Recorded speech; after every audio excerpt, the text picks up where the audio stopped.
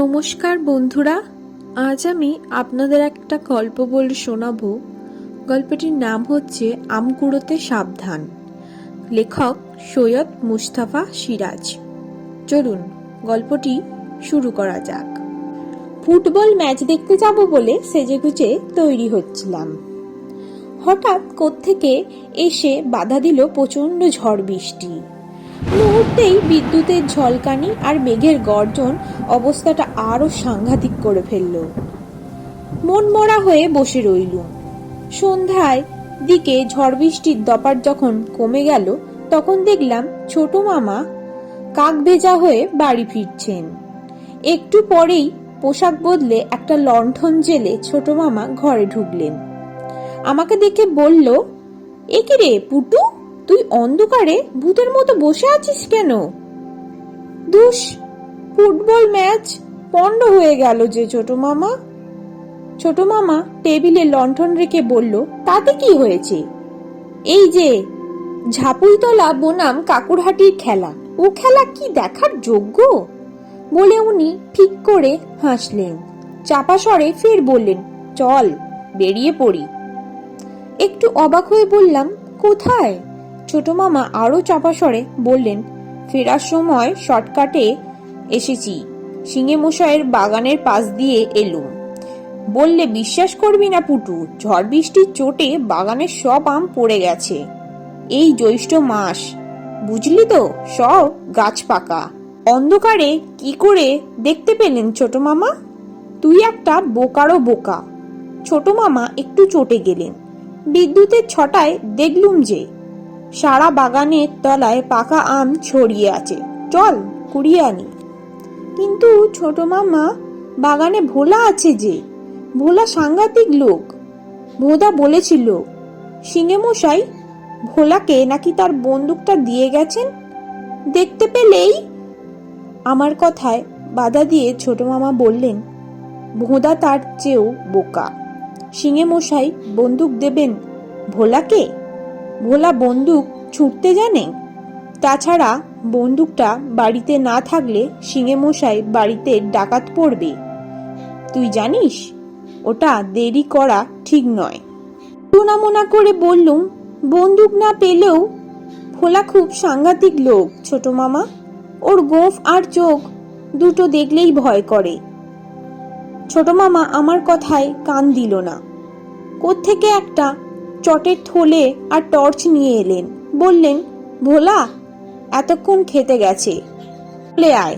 আর শোন, জুতো খুলে ফেল, খালি পায়ে যাব। সিঙে মশাইয়ের আমবাগানে গ্রামের শেষে মাঠের ধারে, বাগানের মধ্যিখানে একটা মাচার উপর ছোট্ট ছাউনি আছে। ভোলা সেখানে বসে বাগান পাহারা দেয়। সে দারুণ ধূর্ত লোক। বাগানের আনাচে কানাচে কেউ পা বাড়ালেই কি করে সে টের পায় কে জানে। টের পেলেই এমন হাঁক ছাড়ে যে পিলে চমকে যায়। গত মাস কচি আম কুড়োনোর জন্য ভোদার সঙ্গে গিয়ে কি বিপদেই না পড়েছিলুম। আমি তো দিশেহারা হয়ে পালিয়ে বেঁচেছিলুম। ওদিকে ভোদা ওর হাত ধরা একটা কেলেঙ্কারি। ভোদাকে শাস্তিটা অবশ্যই দিয়েছিলেন ভোদার বাবা। শুধু লোকের সামনে কান ধরে উঠবোস করানো শাস্তি, ছ্যা ছ্যা। ভোদা কিছুদিন বাড়ি থেকে লজ্জায় বেরোতেই পারেনি। স্কুলে যাওয়া তো দূরের কথা।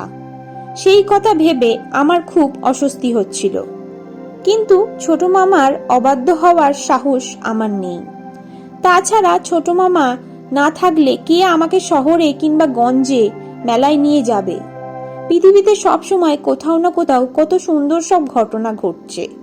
ছোট মামা না নিয়ে গেলে আমি একা সেসব দেখতেই বা যাব কি করে? সন্ধ্যার অন্ধকার আজ বেজায় গাঢ়। আকাশের কোণায় দূরের মাঝে মাঝে বিদ্যুতের ঝলকানি। চারিদিকে ব্যাঙ পোকামাকড় গান জুড়ে দিয়েছে। সিঙে মশাইয়ের আমবাগানের দিকে যত এগোচ্ছি তত অস্বস্তিটা বেড়েই যাচ্ছে। ছোট মামার পায়ের কাছে সাবধানে টর্চের আলো ফেলছে। তার পেছনে থলে হাতে আমি হাঁটছি। কতক্ষণ পরে ছোট মামা থমকে দাঁড়িয়ে চাপা স্বরে বললেন, ভোলার কুঁড়ে ঘরটাতে লণ্ঠন জ্বলছে বটে, তবে বাজি রেখে বলতে পারি ব্যাটার ছেলে নেই। কি করে বুঝলেন ছোট মামা? দিঘির পাড়ে টর্চের আলো দেখলুম না। ভোলা ওখান দিয়েই তো খেতে যায়। টর্চ আছে বুঝি? থাকবে না? তুই বড় বোকা পুটু। রাত বিরেতে টর্চ ছাড়া কেউ বাগান পাহারা দিতে পারে? তবে আর এক কথা নয়, তোকে বাগানের শেষ দিকটাতে এখানে বসিয়ে রাখবো, আর আমি আম কুড়িয়ে আনবো। চুপচাপ বসে থাকবি কিন্তু। ছোট মামা কথাটা বলতে গিয়ে পারলাম না। ভোঁদা বলেছিল ওই বাগানে কোন গাছে কবে কে নাকি গলায় দড়ি দিয়েছিল। তার ভূতটা এখনো আছে, তবে সে ভোলার ভয়ে বেরোতে পারে না। ভোলা বাগানে না থাকলে তবে সে বেরিয়ে এসে লোকেদের ভয় দেখায়। তো ছোট মামা ধমক দিলেন চাপা গলায়, চুপ! খালি উল্টো পাল্টা কথা।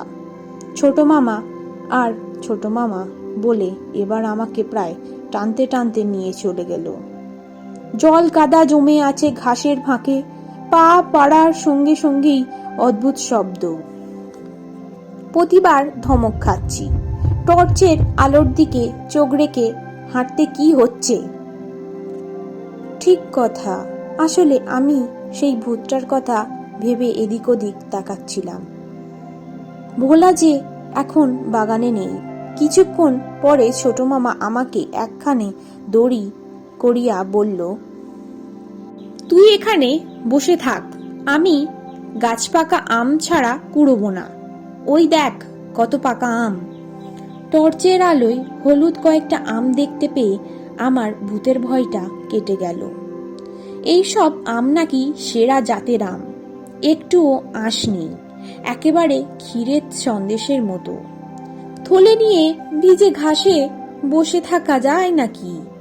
তাই উঠে একটু দাঁড়ালাম। ছোট মামা এদিক ওদিক টর্চের আলো ফেলে পাকা আম কুড়িয়ে আনছে। মিঠে গন্ধে আমার মুখ পুরো জল আসছে। কিন্তু এখন কি আম খাওয়ার সময়? থলে প্রায় অর্ধেক ভরে গেল কিছুক্ষণের মধ্যেই। ছোট মামা বললেই এবার আমি যাচ্ছি বাতাস ভোগ গাছটার কাছে। খাসা আম, বুঝলি পুটু? তুই চুপ করে বসে থাক, তবে কান রাখবি। ভোলা বাগানে আসার সময় গান গাইতে গাইতে আসে, শুনতে পেলেই তুই ডাক দিবি। ছোট মামা টর্চের আলো ফেলতে ফেলতে আম গাছের অজস্র গুড়ির আড়ালে অদৃশ্য হয়ে গেল। কোন গাছের মাথায় পাখির ডানায় জল ছাড়ল, সেই শব্দে আমার বুক ধড়াস করে উঠেছিল। কিন্তু সুস্বাদু আমের মিঠে গন্ধে আমার ভয় প্রায় কমেই যাচ্ছে। কতক্ষণ পরে ধূপ ধূপ শব্দে ছোট মামা এসে গেল। না, গাছটা খুঁজে পেলুম না। ওইদিকে দিঘির পাড়ে টর্চের আলো দেখলুম। ভোলা আসছে। ছোট মামা, বড় অন্ধকার যে। টর্চ জ্বালি আর ভোলা দেখতে পাক, খালি বোকার মতো কথাবার্তা। থলেটা আমায় দে, আর আমার এই হাতটা তুই ছাড়বি না, শক্ত করে ধরে রাখ। ছোট মামা আমভর্তি থলেটা নিলেন, কিন্তু ওর একটা হাত ধরে আমি চললুম। উফ, কি সাংঘাতিক ঠান্ডা হাতটা। ছোট মামা বললেন, কি হলো, হাত ছাড়লি কেন? আপনার হাত যে বিচ্ছিরি ঠান্ডা। ধুর বোকা, জল কাদা ঘেঁটে আম কুড়িয়েছি, হাত ঠান্ডা হবে না? চলে আয় শিগগিরি। এই সময় সত্যিই ভোলার হেঁড়ে গলায় গান শুনতে পেলাম। ছোট মামা বরফের মতো ঠান্ডা হাতটা অগতক চেপে ধরছে। ছোট মামা এবার প্রায় হন্তদন্ত হয়ে দৌড়চ্ছে, আমিও দৌড়াচ্ছি। কতক্ষণ দৌড়াচ্ছি জানি না। আমি এবার হাঁপিয়ে পড়েছিলাম। কাঁদো কাঁদো গলায় বললাম, ছোট মামা, আমার পা ব্যথা করছে যে। ছোট মামা মনে দয়া হলো, বললেই অনেকটা ঘুরপথে আসতে হলো না, কিন্তু কি আর করা যাবে, এবার আস্তে সুস্তে যাওয়া যাক। অন্ধকারে কিছু দেখা যাচ্ছে না। এখানে ওখানে জোনাকি জ্বলছে। কাছে কোথাও আচমকা শিয়াল ডাকতে থাকলো। একটু ভয় পেয়ে বললাম, আমরা কোথায় এসে পড়েছি ছোট মামা? নদীর ধারে, বুঝলি না? ভোলার চোখ রাত বিরেতেও দেখতে পায়, তাই পুরো গ্রামটা পাশ দিয়ে ঘুরে ফেলা হলো। বলেই ছোট মামা অদ্ভুত শব্দে হাসলেন। তা পুটু, এবার একটা আম টেস্ট করে দেখা যায়, কি বলিস? সিংহে মশায়ের বাগানের আমের এত নামডাক, দেখি সত্যি কিনা। ছোট মামা সেখানেই বসে পড়লেন। তারপর তেমনি অদ্ভুত শব্দে আম খেতে শুরু করলেন। চুপচাপ দাঁড়িয়ে আছি আর ভাবছি এবার আমাকেও একটা আম খেতে দেবেন ছোট মামা। কিন্তু উনি যে আমার কথা ভুলেই গেছেন, ক্রমাগত আম খাচ্ছেন আর আটিগুলো ছুঁড়ে ফেলছেন। শব্দ শুনে বুঝতে পারছি ওইগুলো জলেতে পড়ছে। কিছুক্ষণ পরে না বলে আর পারলাম না, কেমন আম ছোট মামা? জিভে একটা শব্দ করে ছোট মামা বলল, ফার্স্ট ক্লাস। তুই খেলে টের পেতিস পুটু, কিন্তু কি আর করা যাবে, সবগুলো যে আমি ঝোঁকের বসে খেয়ে ফেললুম। তাই ভ্যাঁ করে কেঁদে ওঠার মতো আমি বললাম, সব? হ্যাঁ, তোর কথা মনেই ছিল না, বরং তার বদলে তোকে একটু আদর করে দিই।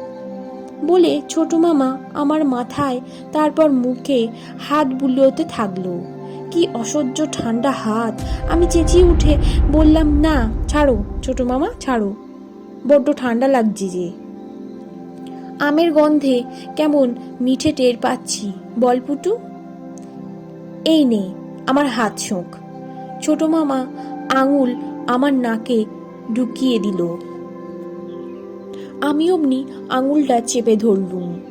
তারপর টের পেলুম আঙুলটা বেজায় শক্ত বটে। আঙুল না হাড়, রাগে দুঃখে কেঁদে ফেললাম। ছোট মামা আদুরে গলায় বললেন, কেঁদো না ছোনা, কেঁদো না, কাল তোমায় আম খাওয়াবো। এবার আমি নদীর জলে হাত ধুয়ে আসি। ছোট মামা যে এমন অদ্ভুত কাণ্ড করবে কল্পনাও করিনি। উনি উঠে গেলেন হাত ধুতে, তো গেলেন আর ফেরার নাম নেই। জলের উপর এতক্ষণে তার ঝিলিমিল করছে দেখতে পেলাম। আবার একদল শিয়াল ডেকে উঠল। তখন ভয় পেয়ে ডাকলুম, ছোট মামা, ছোট মামা। কিন্তু কোনো সাড়া এলো না। আমি এবার মরিয়া হয়ে আরো জোরে ওকে ডাকতে থাকলাম। কিছুক্ষণ পরে একটু দূরে টর্চের আলোয় ঝিলিক দিল। তারপর ছোট মামার গলা ভেসে এলো, পুটু, পুটু। সাড়া দিলাম। ছোট মামা দৌড়তে দৌড়তে কাছে এলেন। তারপর টর্চের আলোয় খালি থলে দেখে প্রচন্ড খেপে গেলেন। বললেন, বিশ্বাসঘাতক, একটুও আম রাগলি নেই? এইটুকু ছেলের হাড়ে হাড়ে এত বুদ্ধি? নদীর ধারে শ্মশানের কাছে আম নিয়ে পালিয়ে এসেছিস? তারপর হায় হায়, সবগুলো আম একাই সাবার করেছিস? অবাক হয়ে বললুম, ছোট মামা আপনি তো। উনি থাপ্পড় তুলে বললেন, আমি তো মানে? মিথ্যুক কথাকার!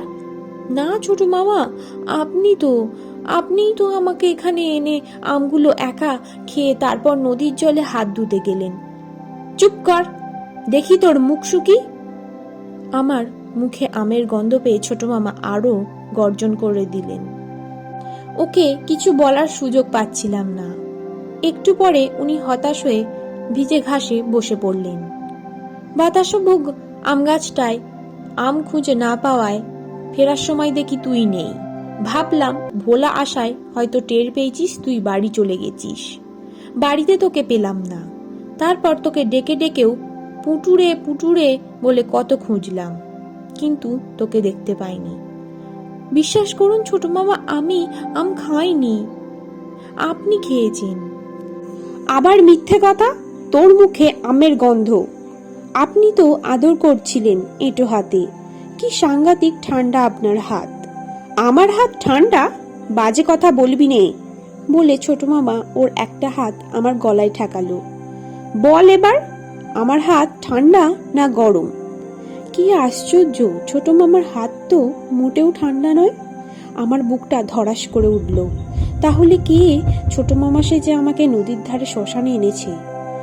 তার আঙুলটাও নিরেট। আর ভাবতে পারলুম না, কাঁদো কাঁদো গলায় বললাম, ছোট মামা, তাহলে সিংহে মশাইয়ের বাগানের সেই গলায় দড়ির ভূতটা আপনি সে যে আমাকে মনে হয় এখানে টেনে এনেছিল। চুপ কর বলে ছোট মামা উঠে দাঁড়ালেন। খালি বাজে গল্প, মিথ্যুক, লোভী, বিশ্বাসঘাতক। তোর শাস্তি পাওয়া উচিত। থাক তুই এই শ্মশানে পড়ে, আমি চললুম। ছোট মামা দৌড়তে থাকলেন। আমিও মরিয়া হয়ে ওকে অনুসরণ করলাম। ভাগ্যিস টর্চ জেলে দৌড়াতে হচ্ছিল, তাই ওর নাগাল পেতে অসুবিধা হচ্ছিল না। যাই হোক, বাড়ি ফেরে দুজনেই ঘটনাটা চেপে গিয়েছিলুম। ছোট মামা বলে দিল মাকে, এবং আমি খুব বকাবকি খেলাম। আমি বললাম, শুধু মা নয়, বাবাও আমাকে মিথ্যুক, চূড়ামণি আর পেটুক বলছে। ছোট মামার রাগ পড়তে 3 দিন লেগেছে, তবে আমার কথা উনি কিছুতেই বিশ্বাস করেননি। আমার মনে এই দুঃখটা আজও থেকে গেছে। তবে ঠকে শিখেছি, আম কুড়োতে গেলে সাবধানে থাকা উচিত।